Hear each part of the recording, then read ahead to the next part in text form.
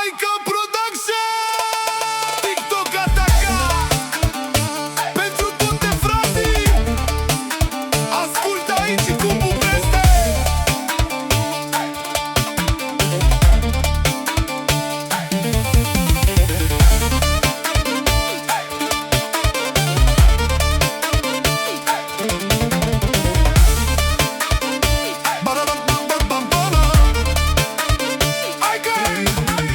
Banii zboară, viața e frumoasă, toată lumea este la mine la masă. Am buzunarul plin de euro și marci. Dușmanii mei acum explodează toți. Nu ne pasă de nimic, mergem doar în sus. Pentru oamenii mei totul este de nespus.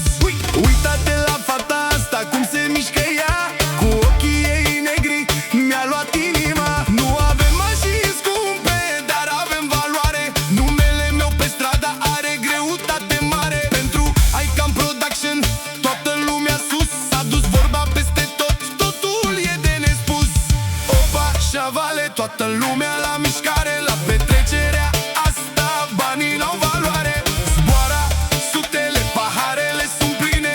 Aica Production știe cel mai bine. Nu ne trebuie milioane, nu ne trebuie putere. Când suntem împreună, viața e plăcere. Aica Production, sănătate pentru frații mei. Hai, hai, hai, hai.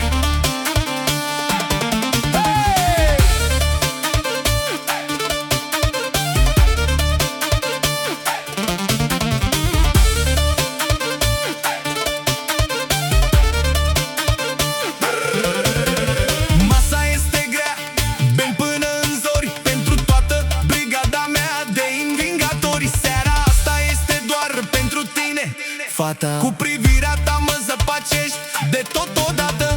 Astăzi suntem jos, mâine Dumnezeu ne da. Fiecare om cu onoare își bea șampania. Buzunarele sunt pline, inimile mari. Aici la noi nu există nopți cu oameni amari. Fiecare și-a găsit acum gagica lui. Suntem cei mai fericiți sub lumina cerului.